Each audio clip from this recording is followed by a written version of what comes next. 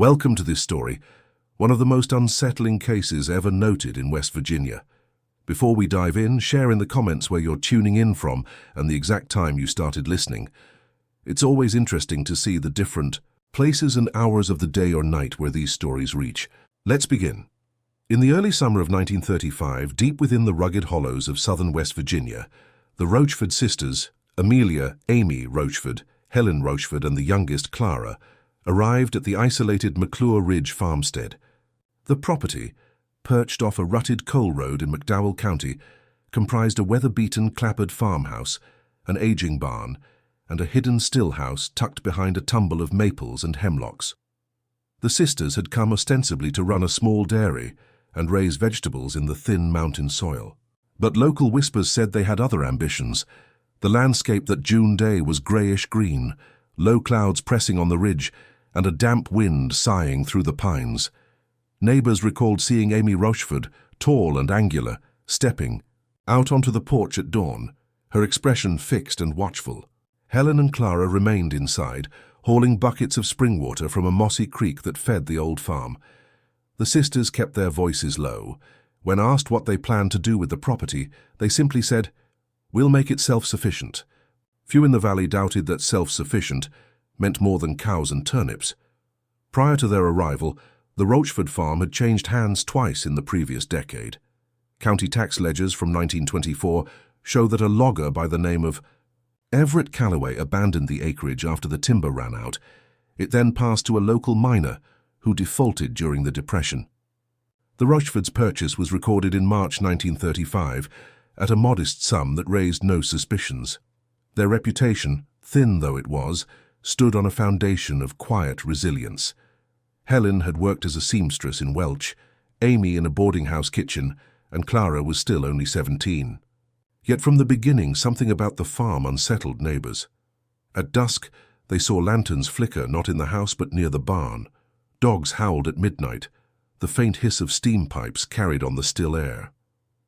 We note here that during roughly the same period, the region's moon liquor trade had grown in notoriety across adjacent states, a trend documented in the wider context of the Great Moonshine Conspiracy Trial of 1935 in Virginia, where an extensive network of illicit distillers and corrupt officials faced prosecution.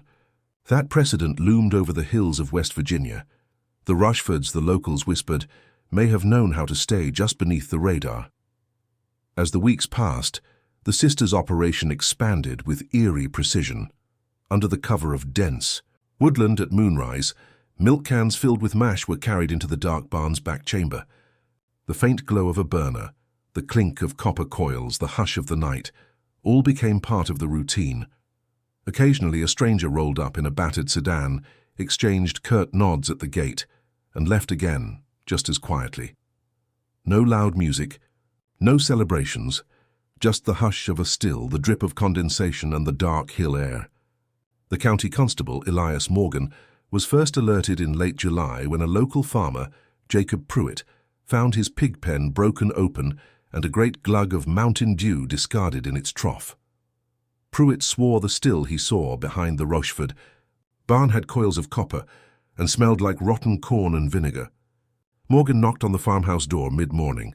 Amy answered, her stare unwavering, and told him simply, "We are farming, sir. You may move on." Morgan left, uneasy, and noted in his ledger, "Suspicious activity but no proof." The Rochfords employed volunteers from the surrounding hollows, men familiar with the coal roads, the curves of the logging trails, and the hides in the underbrush. They used an old rope pulley system to evacuate spent mash into a concealed shaft that ran beneath the barn floor.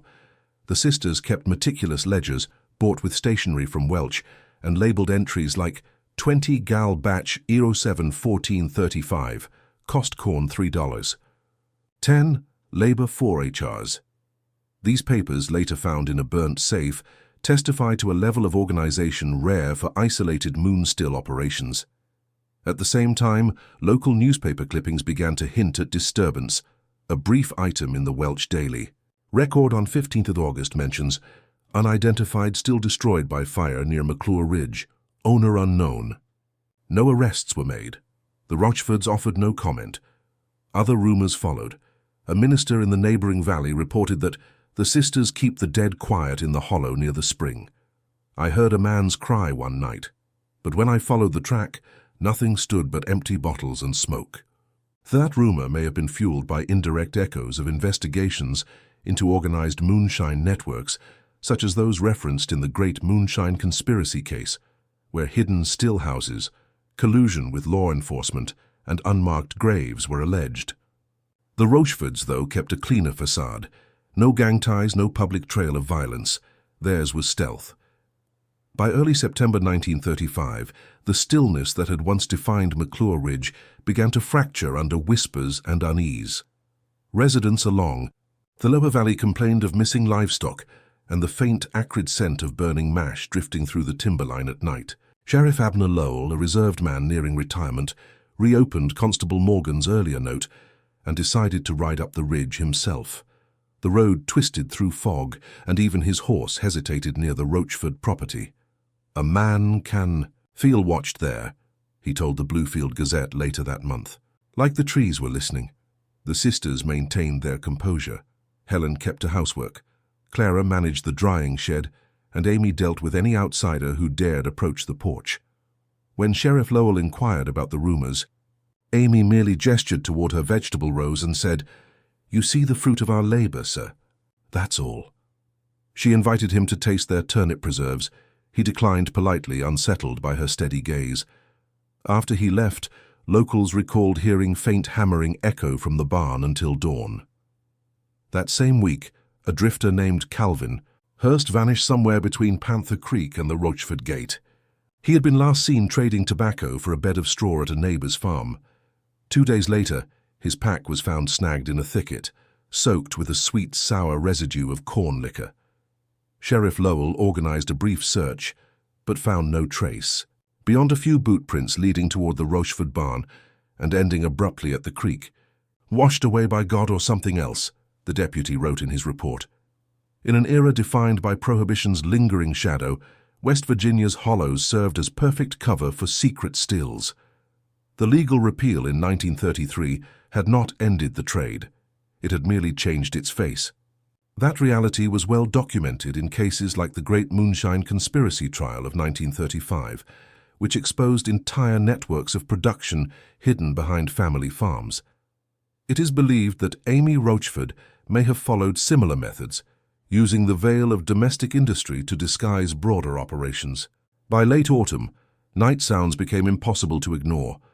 Witnesses in nearby Glen Fork described mechanical groans echoing down the valley and a column of black smoke rising once every few nights.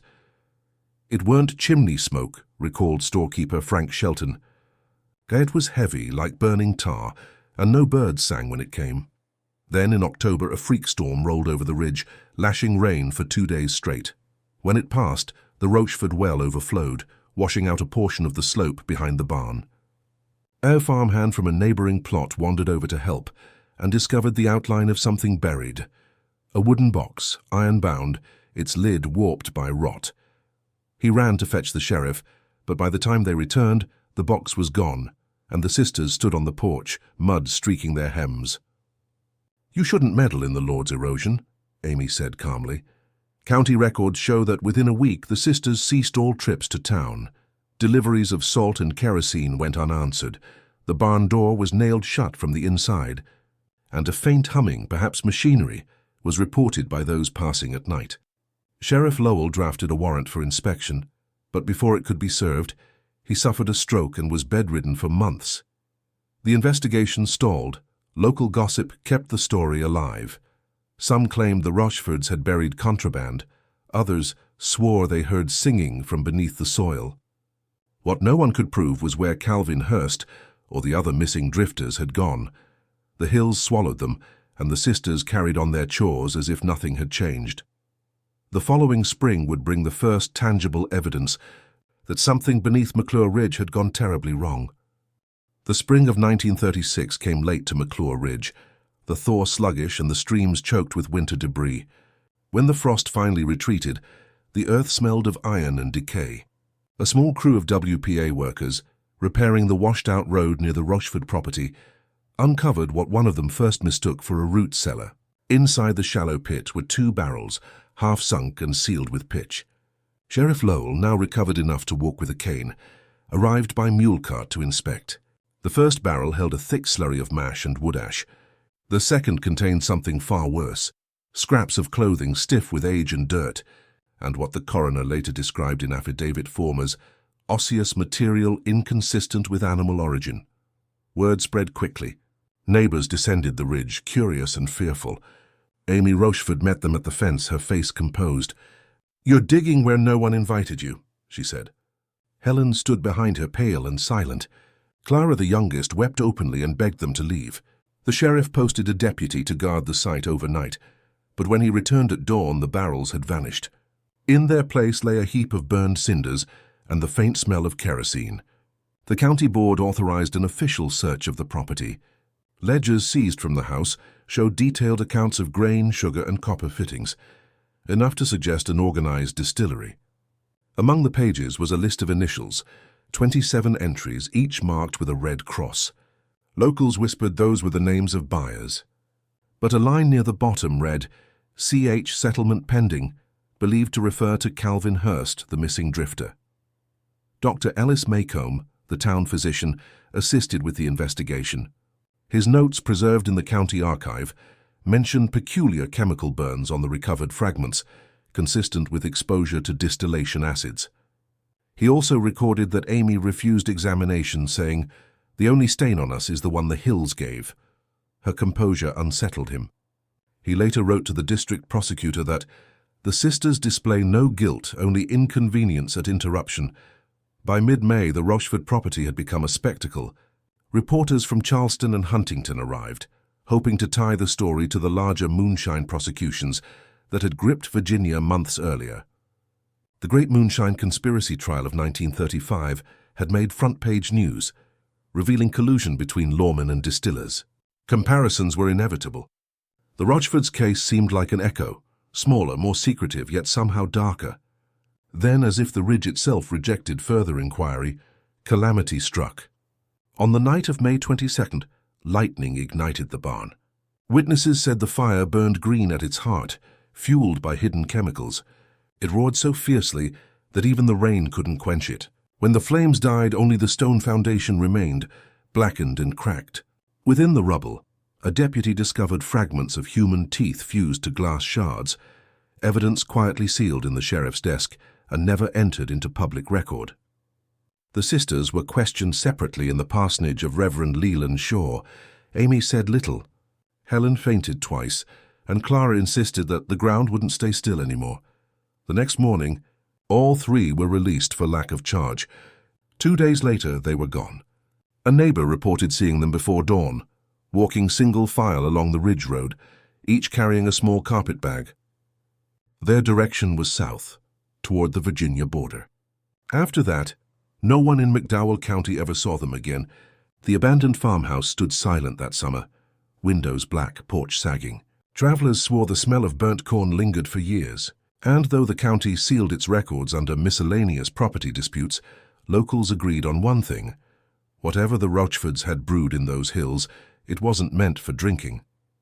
By the summer of 1936, the disappearance of the Rochford sisters had become both a scandal and a ghost story. The county courthouse in Welch was crowded with curiosity seekers, newspapermen, and deputies demanding updates that never came. Sheriff Lowell, weakened but stubborn, issued a circular for their arrest on suspicion of unlawful distillation and concealment of remains.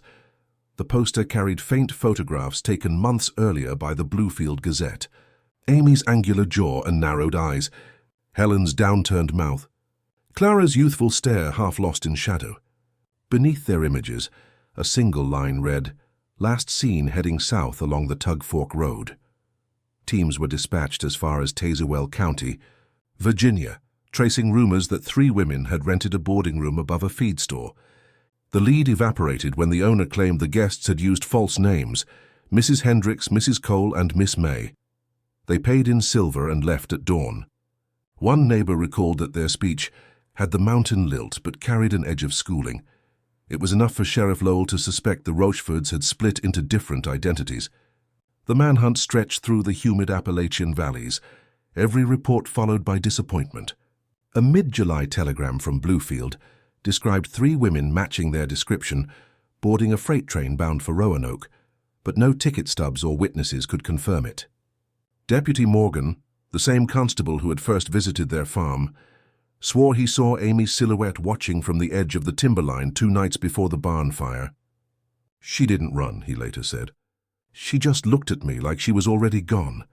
Meanwhile, the abandoned farm drew investigators from Charleston and even a few federal agents. They mapped the property carefully, discovering an underground conduit leading from the barn ruins toward the creek. The passage was barely wide enough for a person to crawl through and lined with scorched boards. At its end lay the remnants of an iron still, warped by heat. Scattered nearby were buttons, a shoe buckle, and a child's locket engraved with the initials MS. No one in the county claimed to know who MS had been. Within official circles, the case began to resemble a mirror image of broader moonshine networks, exposed only months before across the state line. One agent referenced the Great Moonshine Conspiracy Trial of 1935 as proof that organized distillers often vanished when law closed in, leaving false trails and scorched evidence behind.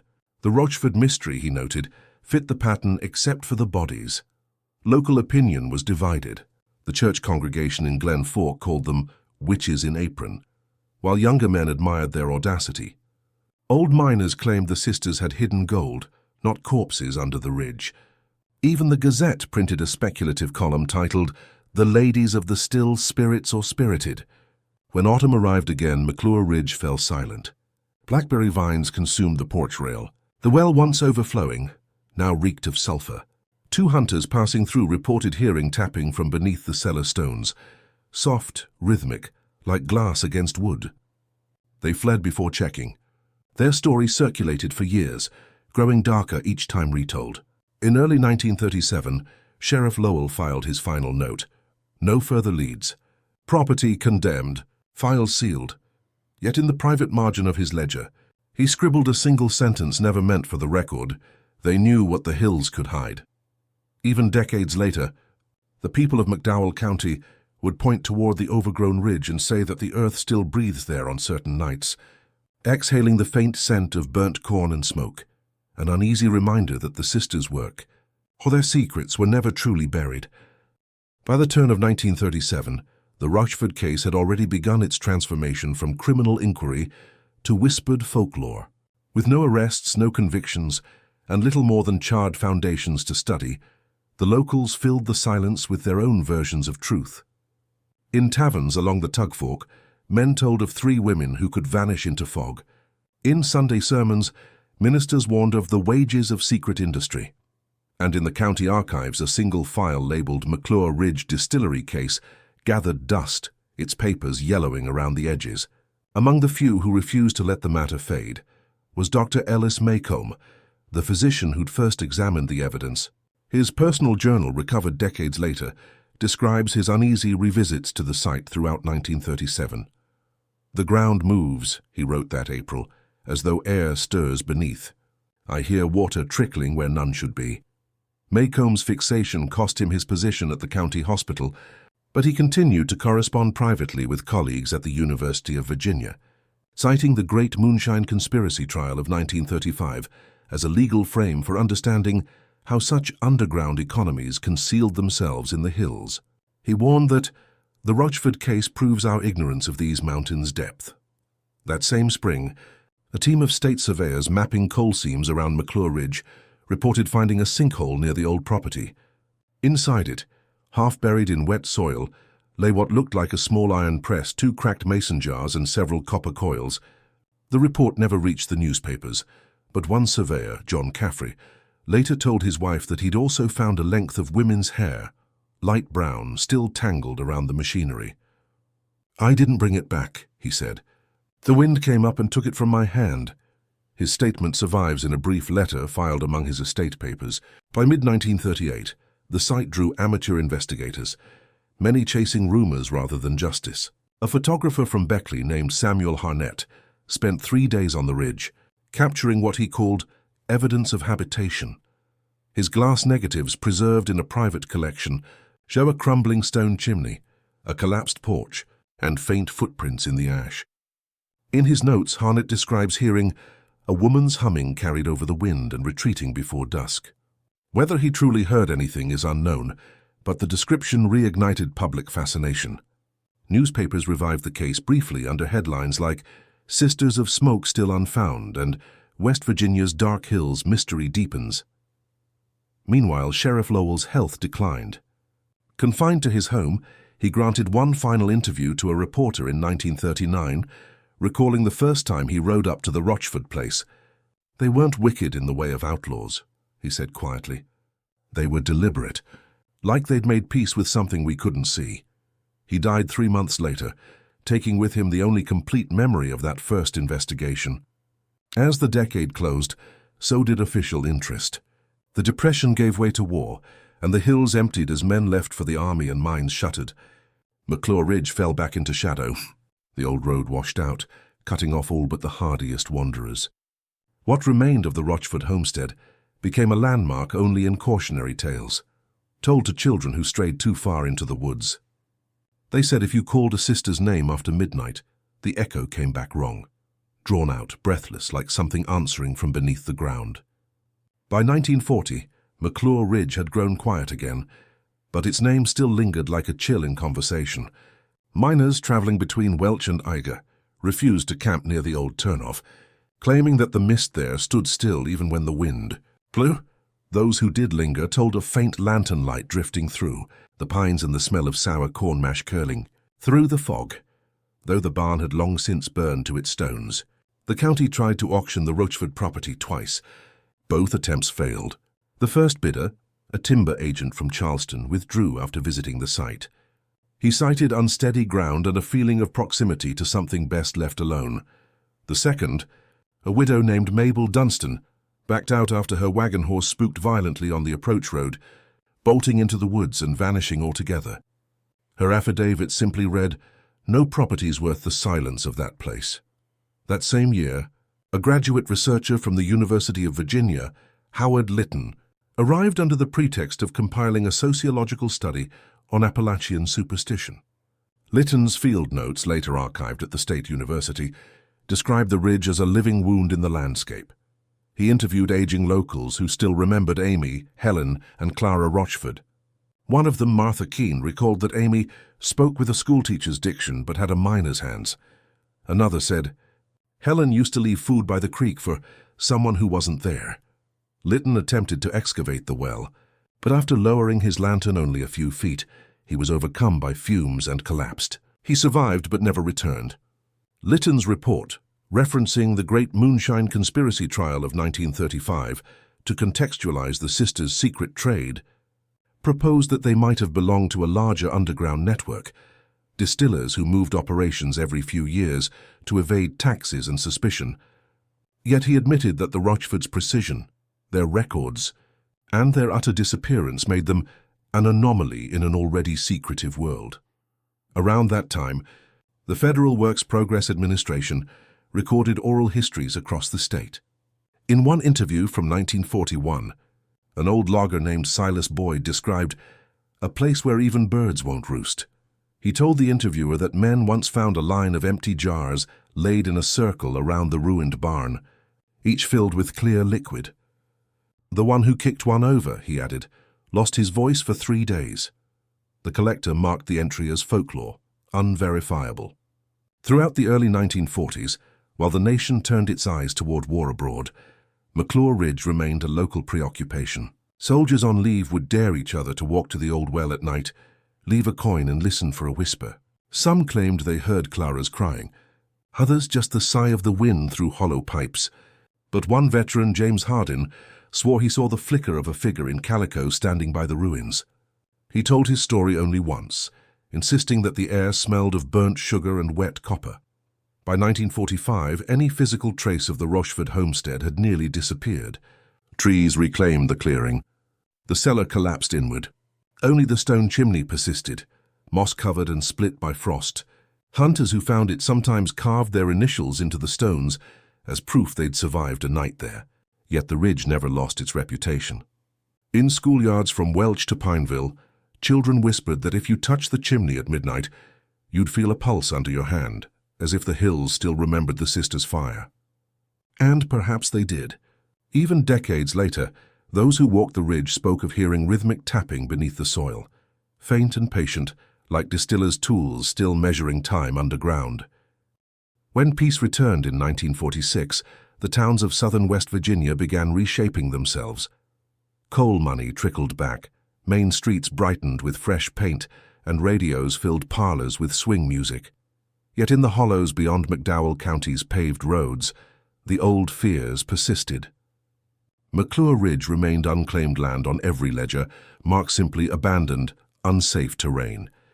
Children dared each other to walk the old wagon path, and a few soldiers, restless after the war, tried hunting there.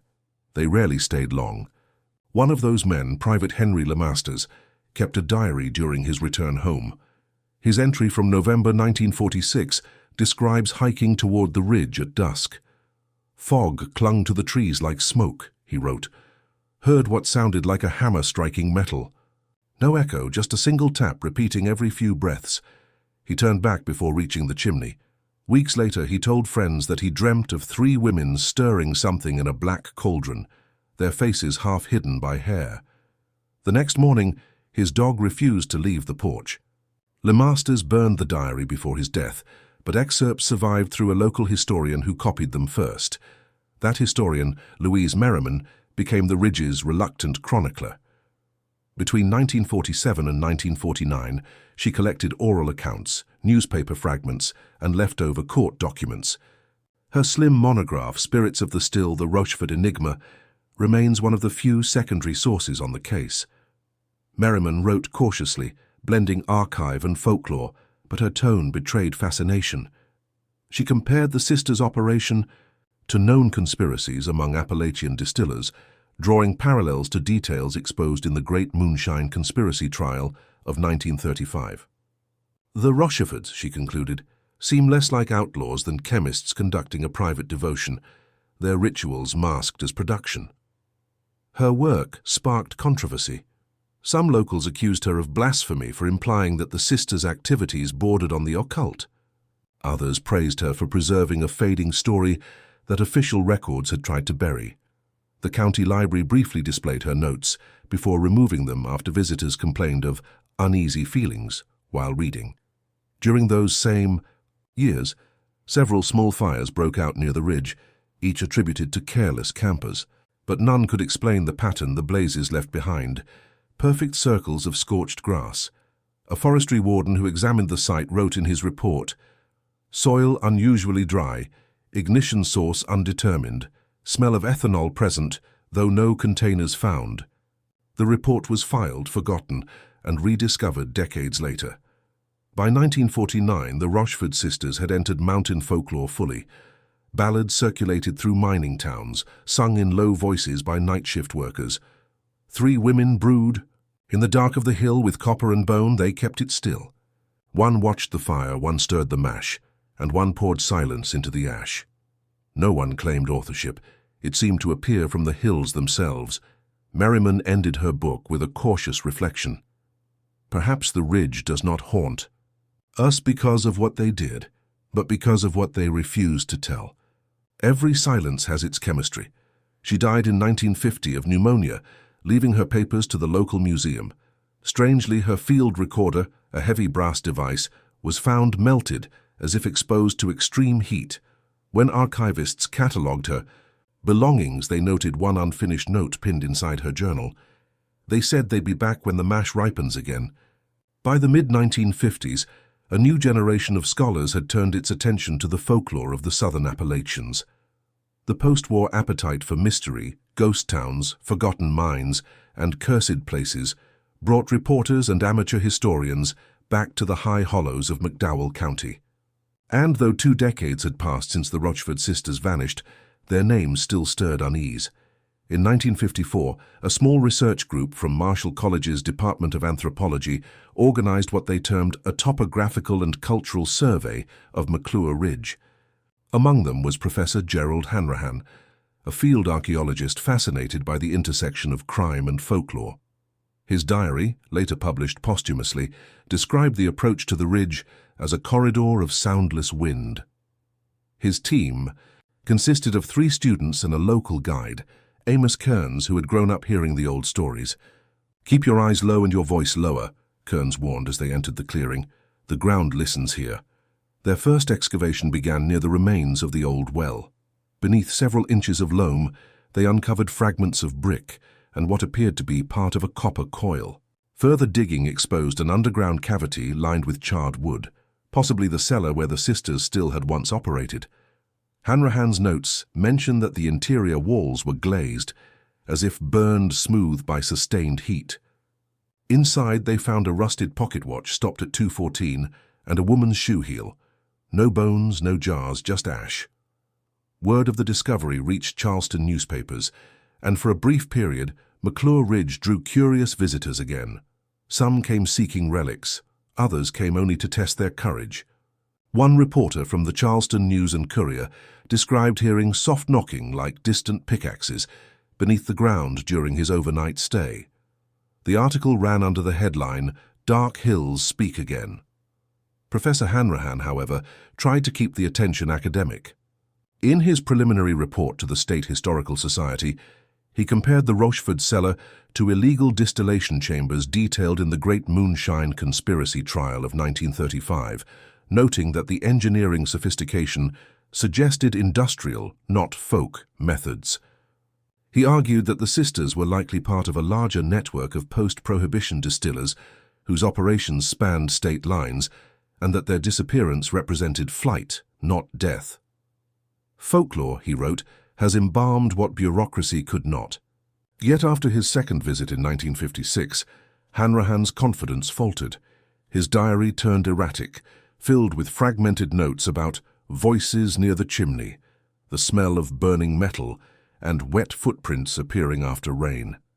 He ended his final entry with a cryptic line, "Sound beneath my tent, hollow rhythm, measured, deliberate." In September of that year, heavy rains triggered a landslide that destroyed part of the excavation site. The team escaped unharmed, but the ridge was sealed off by county order as unstable terrain. Hanrahan left West Virginia soon after, accepting a position in Pennsylvania. He never returned to the subject publicly, though a letter found among his papers later read, "The ridge wasn't a story, it was a process still unfolding." Locals claimed the storm had uncovered more than it buried. Travelers reported glimpsing faint lantern light moving through the trees, always 3 in number, swaying slowly downhill before vanishing at the creek. To this day, they say the water there smells faintly of corn mash when the moon is high. By 1958, the Rochefort sisters had drifted fully into legend.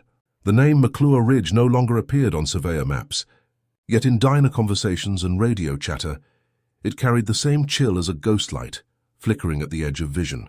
America was stepping into a modern age, television, highways, and atomic headlines, but in the folds of Appalachia, stories like this still belonged to the night. That year, a producer from a Charleston radio program called Echoes of the Hills visited McDowell County, hoping to feature the tale for Halloween. He hired 2 local men to guide him to the ridge. Only one returned before dawn. The survivor, Roy Phipps, told reporters the ground had moved underfoot, like a lung taking breath. When asked if he'd seen the other man fall, Phipps shook his head. "No fall, just gone." The official account ruled it an accident, unstable soil from the old landslide, but within weeks the story spread like wildfire. Radio audiences across the state heard Phipps's trembling recount, and McClure Ridge gained a new title, The Hill That Breathes. The following summer, a small crew from a newly formed television series, Frontier Unsolved, arrived to film a short documentary. Their records, preserved in a university archive, show clear intention to link the Rochefort mystery to the wider Prohibition-era moonshine trade, drawing on material from the Great Moonshine Conspiracy trial of 1935 as background. Host Milton Cray read his script in a low baritone. "In these woods, secrecy fermented as surely as mash in a copper coil." The episode never aired. During filming, one of the camera operators collapsed near the old well after claiming he'd heard singing under the ground. The footage reportedly showed his shadow moving independently of the light source. Ice-T claim later dismissed as lens damage. Afterward, the network shelved the project. Only fragments of film survive. Static, blurred trees and a brief flash of what might have been a human figure reflected in water. By 1960, the ridge was fenced off once more, declared unsafe for visitors, but that didn't stop the curious. Teenagers from surrounding towns began sneaking in on dares, leaving bottles or carved initials near the chimney. One group from Eager High claimed to have found 3 stones arranged in a triangle, each marked with a single initial, A, H, and C, cut deep and precise. When they returned a week later, the stones were gone, replaced by a circle of blackened earth.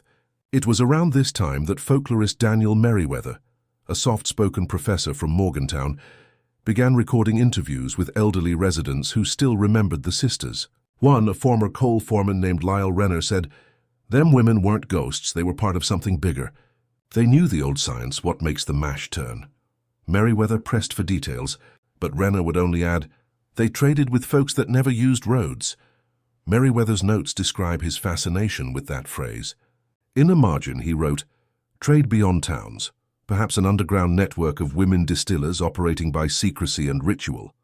He never found evidence, but his writings reignited scholarly interest in the Rochford legend, now straddling the border between criminology and folklore. By the close of the decade, McClure Ridge existed less as a physical place and more as a psychological landmark. One of those rare stories that refused to die even when everyone who remembered it was gone. Some said it was because the sisters had never truly left. Others whispered that their work had simply changed form.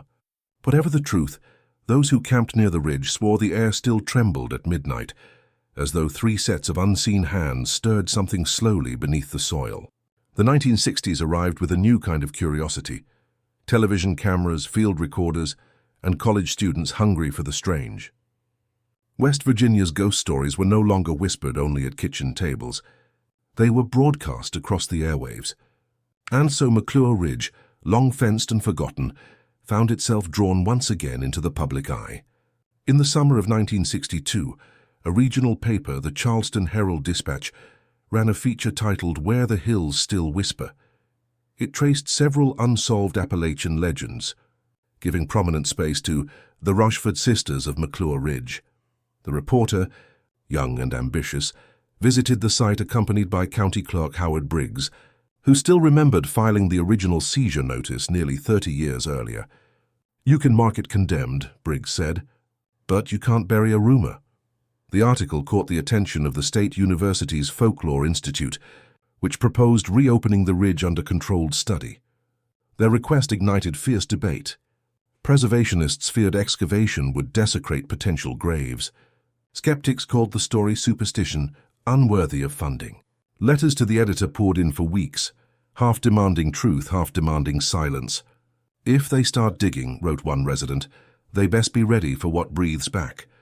Nevertheless, permission was granted.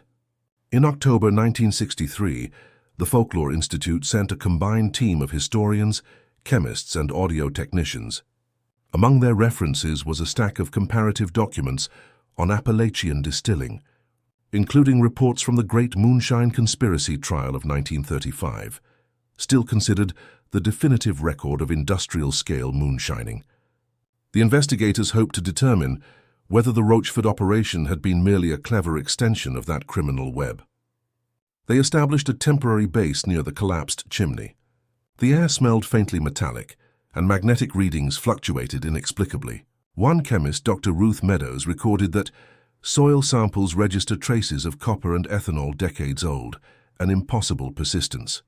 Audio reels captured a low, rhythmic resonance at irregular intervals, mistaken at first for groundwater.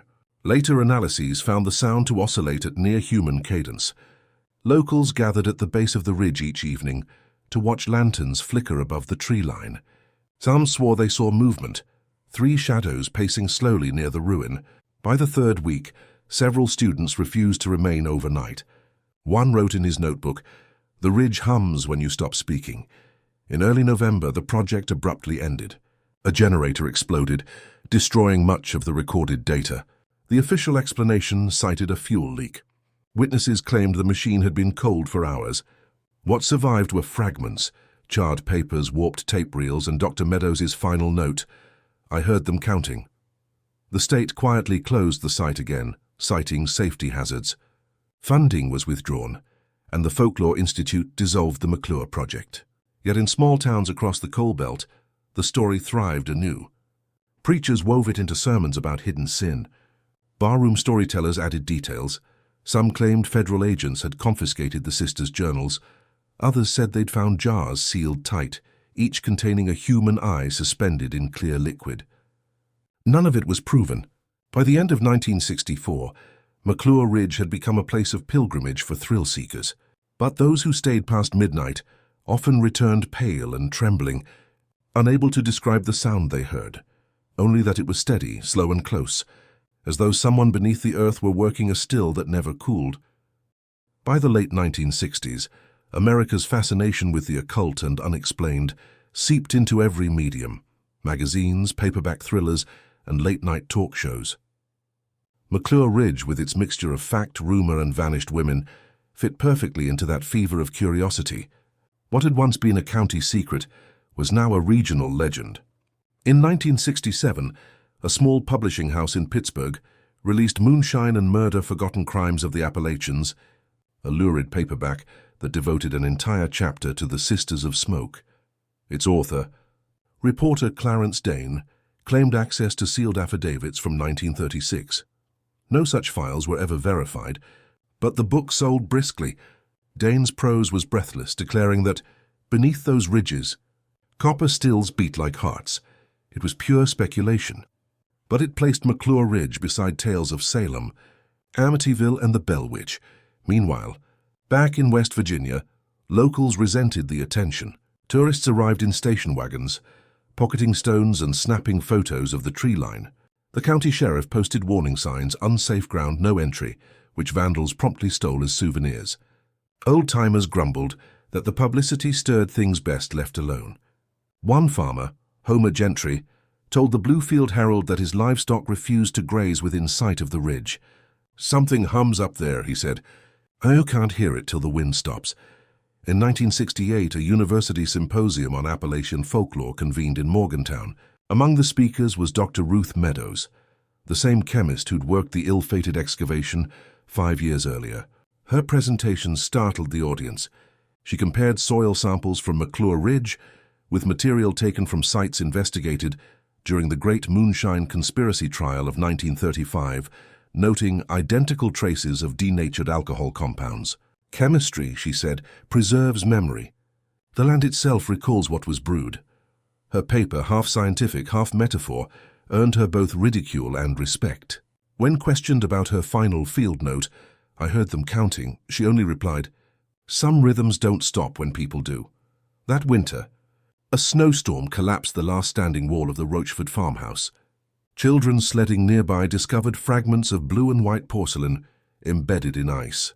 A local collector identified them as 1930s kitchenware. One shard bore an etched initial C. The Herald ran a brief item, "Relic found on Haunted Hill," which reignited public obsession. Soon after, amateur spiritualists began conducting vigils on the ridge, reciting prayers and folk chants to release the sisters' souls. Most nights passed quietly, but one group claimed the wind carried back a whisper too soon. By 1969, television crews returned again, this time filming Night Voices, a documentary exploring American ghost legends. The director framed McClure Ridge as a collision between industry and isolation. He interviewed miners who swore their grandfathers supplied the Rochfords with corn, and women who insisted the sisters healed the sick with secret tonics. When asked whether the story was crime or curse, one elderly witness replied, "Both. They broke the law, and the law broke them back." The film aired once on a local station, drawing record viewership. Then it disappeared from rotation. The master reel reportedly warped beyond repair after storage in a humid vault. The surviving audio track captured only wind and a faint, irregular tapping that engineers couldn't explain. As the decade ended and the country turned its eyes toward the moon, McClure Ridge remained earthbound, silent, patient, and unyielding. Those who ventured close claimed the air still trembled at night, as if three unseen figures moved through the dark, measuring time not in years, but in drops from a still that never cooled. The 1970s opened with a restless energy in America, an age of distrust in authority, fascination with lost truths, and a surge of interest in hidden histories. In that climate, McClure Ridge re-emerged from dormancy like something long buried that had been waiting for the right decade to breathe again. In 1972, a group of graduate students from Virginia Tech, inspired by countercultural curiosity, launched a project called Forgotten Fires, an oral history of Appalachian resistance. Their aim was to document communities that defied prohibition, union laws, or social convention. The Rochford sisters, they decided, embodied all three. Led by anthropology student Deborah Lance, the team hiked to McClure Ridge in early spring, carrying tape recorders, notebooks, and the conviction that truth waited just under the soil. Lance's surviving transcripts reveal that they spent 2 nights camped near the old foundation. The first passed uneventfully, just damp air, whip-poor-wills, and the creak of trees. On the second, around midnight, one student noted rhythmic vibrations underfoot, as though machinery deep underground still operated. Lance laughed it off, blaming groundwater pressure. But the next morning their tents were dusted with a fine white powder that tasted faintly metallic. Ash from nowhere, she wrote. Their findings were published a year later in a limited-run journal under the title Industrial: Matriarchy in the Appalachian Undercurrent. The article drew parallels between the Rochford sisters and other clandestine female-led operations in the Prohibition South, likening their precision to laboratories of the hills. Lance cited records from the Great Moonshine Conspiracy trial of 1935 to demonstrate how complex distilling networks thrived long after repeal, evolving into semi-ritualized trades. The Rochfords, she theorized, represent the feminine side of that hidden industry, one that turned chemistry into devotion. Critics dismissed her work as romantic speculation, but others found it hauntingly plausible. Letters poured in from readers claiming family connections, great aunts who knew Amy, or uncles who hauled sugar to the ridge. None provided proof, yet all shared the same eerie detail. Each remembered hearing stories about counting: 3 knocks, 3 taps, 3 sisters. In 1975, a local historical society attempted to formalize the ridge as a heritage site. The motion failed after a county engineer reported ground instability and strange magnetic anomalies disrupting his instruments. "Compass spins like it's drunk," he told the board. The vote ended in silence. That autumn, hikers discovered an old oil drum half buried near the creek. Inside were rusted tools, pliers, shears, a small hammer, blackened by fire. On the drum's inner wall, faint initials appeared scratched into soot. HR investigators speculated they belonged to Helen Rochford, but no verification was possible. The items were stored in a county evidence locker and later lost during a flood. By the decade's close, McClure Ridge had become a destination for fringe seekers, writers, occult enthusiasts, and musicians chasing Appalachian authenticity. A folk band even released a song called "The Still That Never Sleeps," its refrain repeating, "3 sisters hum beneath the ground, still turning grief to grain." The record sold modestly, but locals swore the melody echoed too perfectly, the rhythm of the knocks heard on quiet nights. Through it all, the ridge kept its silence. Fires burned low in the valleys below, trains rolled past without slowing, and the forest crept higher each year. Yet those who lived nearest said the nights were different there, denser somehow, as if the air itself still carried unfinished work. By 1978, McClure Ridge had become an uneasy intersection of folklore, amateur science, and performance. The modern paranormal movement, fresh from television specials and best-selling paperbacks, was hungry for authentic rural mysteries, and the Rochford sisters, half criminal, half myth, provided the perfect story. 3 women defying law, vanishing into mist, leaving behind the scent of mash and the murmur of machinery. That spring, the Mountain Heritage Review ran a feature titled "Still Spirits: The Enduring Enigma of McClure Ridge." The article blended historical fact with speculation, suggesting that the sisters might have stumbled upon a process of fermentation lost to chemistry. The writer, A former chemist himself proposed that their still was not for liquor, but for preservation, perhaps even human preservation. The claim was unfounded, but it inflamed public imagination. Letters to the editor poured in for weeks. Soon after, a team of self-styled investigators calling themselves the Appalachian Phenomena Group arrived from Ohio, armed with Geiger counters, thermal cameras, and cassette recorders. Their leader, retired engineer Howard Bell, promised to debunk superstition through modern instrumentation. What they documented instead deepened the mystery. Bell's surviving field report, now in a private archive, records temperature fluctuations of nearly 20 degrees within minutes near the old chimney, despite calm weather. Audio logs captured faint rhythmic knocks that repeated every 90 seconds. On one tape, Bell's voice murmurs, "It's like breath under stone." The group left the ridge abruptly after a member claimed to see 3 silhouettes moving parallel to the tree line. None returned. That summer, a high school teacher from Bluefield, Janet Corder, organized her own field trip to the site.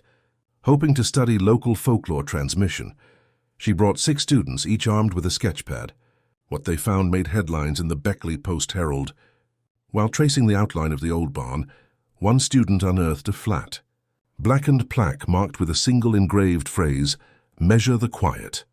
Experts later concluded it was a stoveplate warped by heat, but the phrase's precision unsettled even skeptics. The rediscovery spurred another wave of public attention. Radio hosts revisited the story, and local entrepreneurs began selling Ridge Spirits moonshine, labeled with 3 silhouettes on the bottle.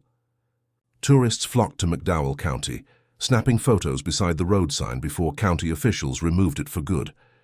Meanwhile, academics grew bolder in their interpretations. A 1979 symposium at West Virginia University linked the Rochford legend to gendered labor divisions in post-prohibition Appalachia, arguing that women often operated illicit stills out of necessity, not rebellion. One speaker referenced the Great Moonshine Conspiracy trial of 1935 again, noting that women arrested in those networks were rarely leaders, making the Rochefords exceptional, perhaps even symbolic. In October 1980, a fire swept through the lower valley, consuming acres of forest. Locals insisted the blaze stopped abruptly at the ridge, as if halted by unseen force. Firemen later confirmed that the soil line showed signs of chemical resistance, copper salts, ethanol traces, substances once common in distillation but long absent from the area. "The earth remembered," one ranger said. By 1981, McClure Ridge stood forgotten once more, its stories buried under pop culture noise. Yet every few years the pattern returned. Discovery, obsession, silence. And always, someone claimed to hear tapping in the soil. It was never proven, yet never disproven either. Just a quiet rhythm pulsing beneath the hills, as if the sisters still measured their time in drips and echoes. By the early 1980s, Appalachia was changing. Coal towns shrank, factories closed, and younger generations left for cities, leaving behind empty houses and long memories. In those quieting valleys, old stories filled the silence again. The Rochefort sisters, once a local caution, became emblematic of a vanishing past, half criminal enterprise, half ghostly persistence. In 1983, the Appalachian Heritage Quarterly published an essay by folklorist Evelyn Dobbins titled "The Women Who Wouldn't Leave," a study of the McClure Ridge myth. Dobbins approached the case as cultural anthropology rather than ghost story. She argued that the Rochford legend had endured precisely because it blended tangible history, moonshining, poverty, and secrecy, with the psychological aftermath of isolation. "Every hollow holds its chemists," she wrote, but McClure Ridge held devotion masquerading as labor. Dobbins retraced the sisters' timeline through surviving court and property records, locating faint documentation. The purchase of the McClure tract in 1935, a brief tax delinquency notice, and a single ledger entry listing 1 barrel of agricultural alcohol. Her essay contextualized their work through contemporary events like the Great Moonshine Conspiracy trial of 1935, suggesting that even small operations such as theirs were swept into the larger wave of hidden economies. She concluded that their disappearance might have been pragmatic, a flight from prosecution rather than a descent into legend. Still, Dobbins could not explain the enduring reports of light, sound, and chemical traces. When she visited the site that autumn, she recorded her impressions in a field diary. "No wildlife calls within the clearing. My shoes leave impressions in soft soil that fill again before my eyes. Air dense, smells faintly of copper and corn. Her photographs show nothing unusual, just trees, stone, and shadow, but the negatives later developed with streaks of pale luminescence no technician could account for."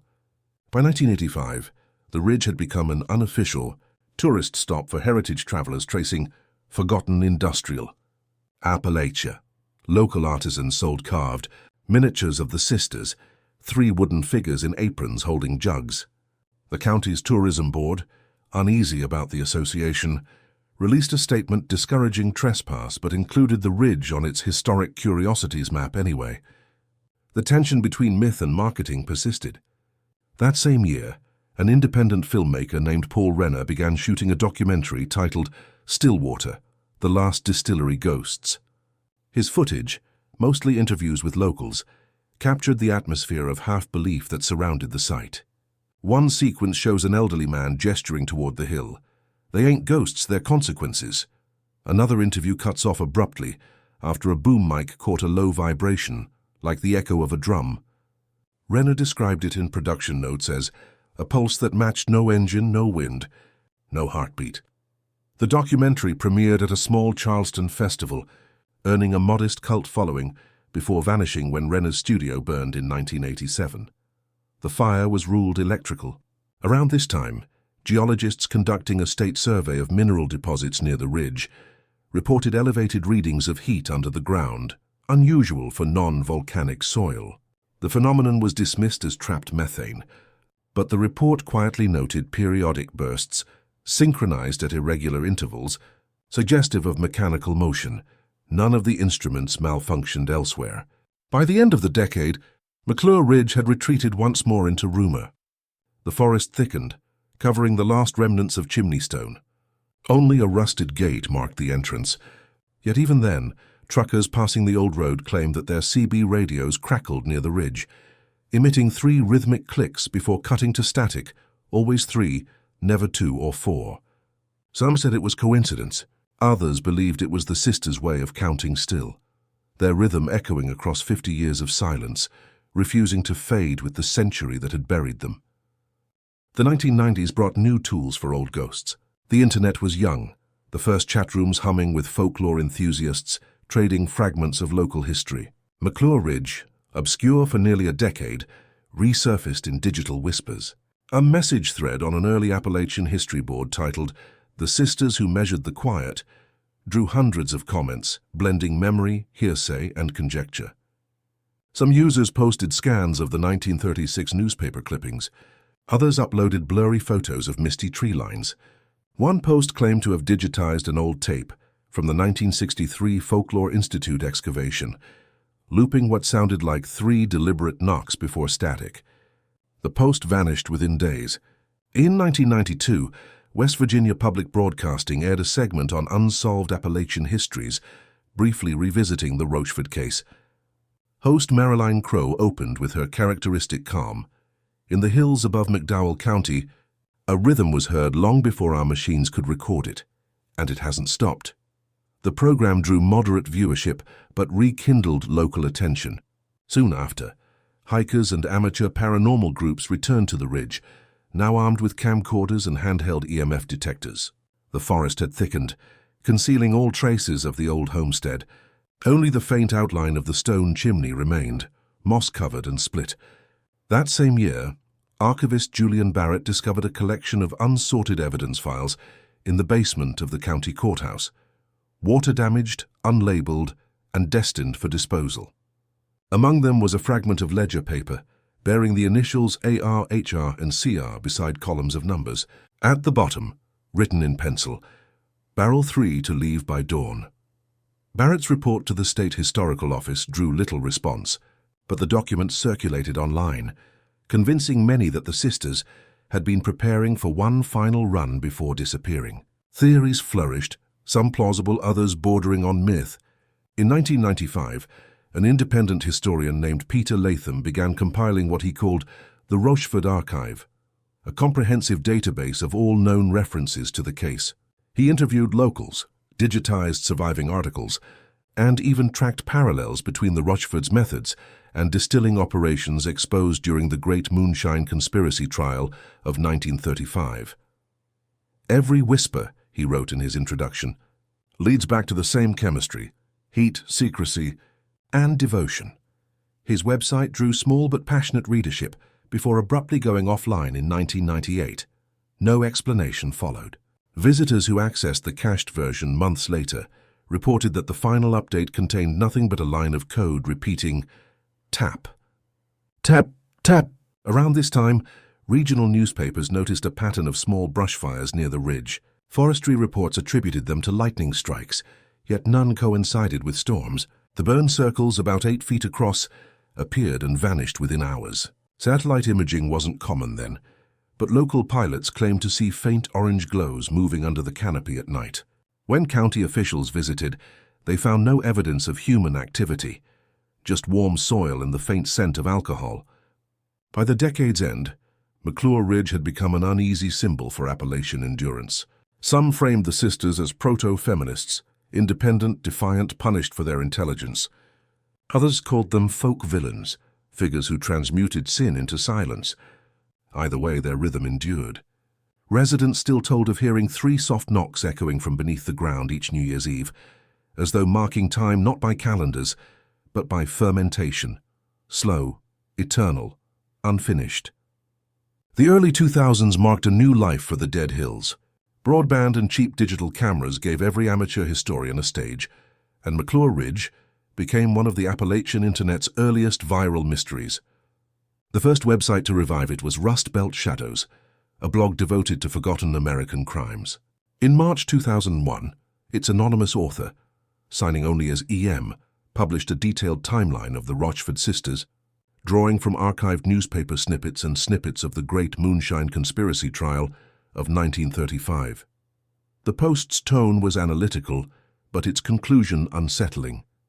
Every record ends, but their process continues. Within a week, thousands of readers flooded the comments, sharing sightings, dreams, and family legends about the 3 distillers of the dark.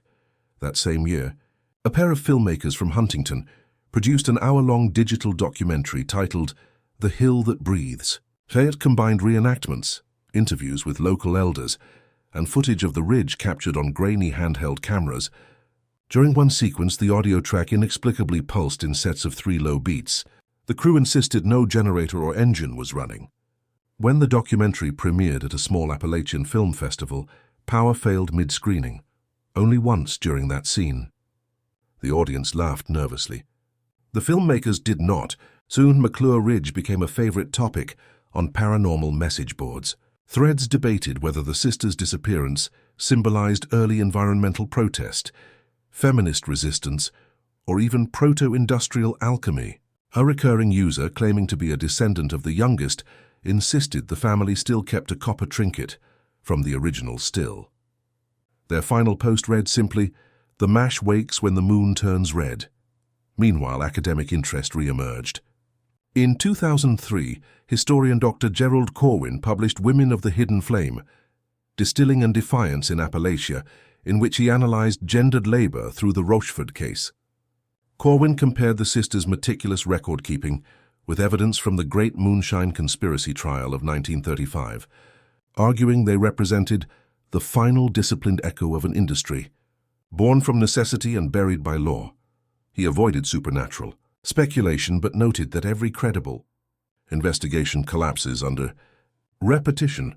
Each generation uncovers the same traces, as though the land refuses to forget its equations.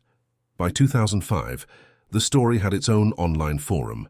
Members posted field recordings, most too faint to confirm, though one clip, uploaded by a user named HoloCounter, captured a slow, dripping sound followed by 3 crisp taps spaced evenly apart.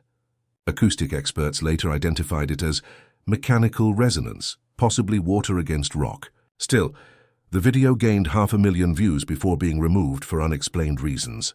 Then, in 2007, a drought lowered the creek bed behind the ridge for the first time in decades.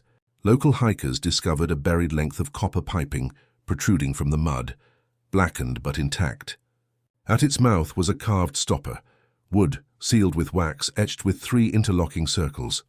County workers retrieved it for testing, but the artifact disappeared en route to the laboratory in Charleston.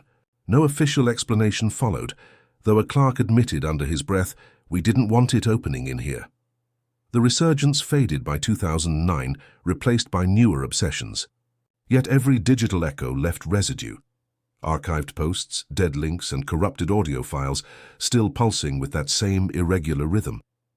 The sisters' legend, now stretched across 70 years, felt less like folklore and more like code. An old process endlessly copying itself in new forms, always 3 beats long, always unfinished.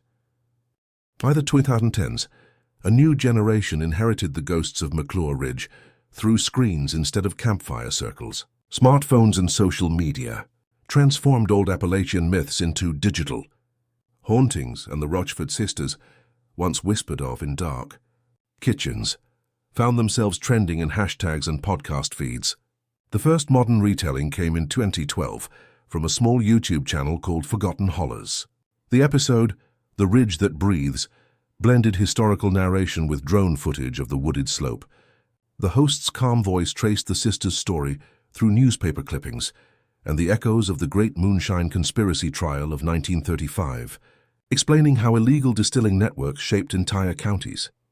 But midway through the video, the drone camera froze mid-air, its feed flickering before cutting out entirely. When the footage was recovered, viewers claimed to hear 3 soft taps beneath the static. The video went viral, amassing millions of views before being mysteriously deleted. 2 years later, in 2014, a podcast called Hollow County Archives dedicated a 3-part series to the women who measured the quiet. The hosts alternated between skeptical research and reverent dread. They interviewed descendants of those who once lived near the ridge, families who still refused to pass by the old road after dark. One guest, a frail woman from Eager, recalled her grandmother's warning, "Don't whistle near McClure Ridge. That's how you tell them where you are." The episode concluded with a recording taken near the site. A hollow, metallic rhythm, faint but deliberate. Engineers couldn't isolate the sound source. By 2016, McClure Ridge had become a fixture in online horror culture. Reddit threads dissected timelines. True crime channels debated whether the Rochfords were victims, villains, or symbols. A few argued they'd been early chemists experimenting with fermentation beyond liquor. Proto-industrial scientists, one commenter wrote. A popular theory claimed their process produced a combustible gas that consumed them, explaining the fires and chemical traces. Yet the eerie consistency of rhythmic sounds, appearing decade after decade, defied that rational comfort. In 2018, a team from a regional university used ground-penetrating radar to map the ridge for a geology thesis. The scans revealed anomalies, 3 cylindrical voids aligned perfectly in a triangular pattern beneath the old foundation. Each measured roughly 6 feet deep. When the results circulated, the university quietly retracted the paper, citing instrument calibration errors. Still, the images leaked online, feeding another round of obsession. That same year, a social media trend called 3 Taps Challenge emerged. Young thrill-seekers recording themselves knocking 3 times on basement floors or cave walls to summon the Rochfords. Most videos were staged for laughs, but one upload from a West Virginia teenager ended abruptly after a muffled 4th tap answered back. It was dismissed as editing, yet the clip resurfaced on compilations for years, gathering millions of views. By the decade's end, the sisters had crossed from folklore into cultural symbol. Academics framed them as avatars of resistance and silence. Influencers framed them as ghostly branding. McClure Ridge became a pilgrimage for urban explorers filming under moonlight. Some claimed to find warm soil, others left with nothing but static on their recorders. And always the same phrase lingered on digital lips. They never stopped measuring the quiet. Even now, nearly 90 years after the Rochfords vanished, McClure Ridge remains what it always was, a place of unfinished sentences. The forest is thicker, the road nearly gone, but when the wind stills, a strange hush falls over the valley, dense and deliberate, like breath being held. Hikers describe the quiet as pressured, not peaceful, as though the hill itself listens back. In 2020, a team of historical preservationists sought to mark the area with a small bronze plaque, dedicating it to the memory of West Virginia's lost stories. They secured permissions, filed environmental assessments, and prepared to install the marker. Yet when the crew arrived, the GPS coordinates pointed to a clearing that no longer existed. The ridge's contours had shifted subtly. Erosion, perhaps, but the original foundation lay buried under several feet of new growth. The team abandoned the plan. The plaque now rests in the McDowell County Archives, its inscription reading only, "In memory of those who vanished into their own work." That same year, a historian reviewing the earliest court references for moonshine prosecutions rediscovered a misfiled letter from 1936 written by Sheriff Abner Lowell days before his stroke. It had been tucked into an envelope labeled "Personal Do Not Record." The letter mentions the Great Moonshine Conspiracy Trial of 1935 and reflects on its ripple effect across Appalachia. Lowell wrote, "They were part of it, but apart from it, organized in a way I'd never seen. If what they built burns again, it will not be whiskey." The ink had bled in spots as though smudged by rain or tears. Today, the ridge is rarely visited. Satellite imagery shows dense canopy, no structure, no chimney. Yet drone hobbyists who fly over the coordinates report their devices losing connection for exactly 9 seconds before regaining control. The interruption occurs only once, precisely when crossing the ridge's center. Some dismiss it as magnetic interference. Others call it a pulse. The last confirmed expedition came in 2022, when a small research group from Charleston's Community College attempted to conduct a soil analysis. They found nothing definitive, no barrels, no bones, only faint traces of ethanol and copper in proportions that should have long dissipated. Their lead geologist, a pragmatic man unused to folklore, wrote in his field log, "Composition inconsistent with decay. Ground feels alive." It was his final note before abandoning the study. Those who live nearby still mark time by its silence. During harvest season, when the night air cools and the wind settles low, the ridge exhales the faint smell of charred sugar. Locals shut their windows and wait for morning. Some claim that if you listen hard enough, you can hear 3 deliberate knocks from under the soil. Measured, patient, like someone tapping a barrel that's nearly full. No one has proved what became of Amy, Helen, and Clara Rochford. No graves were found. No journals, no photographs, no definitive ledger beyond those partial fragments. Yet every generation that digs into the story seems to unearth the same thing: rhythm, heat, and silence. Perhaps that is their legacy, not haunting but continuation. A process that began with copper and corn, endured through rumor and recording, and now lives quietly in the hum of the ridge itself. When the wind pauses and the air turns heavy, some swear the hills still breathe. Others insist they're only listening,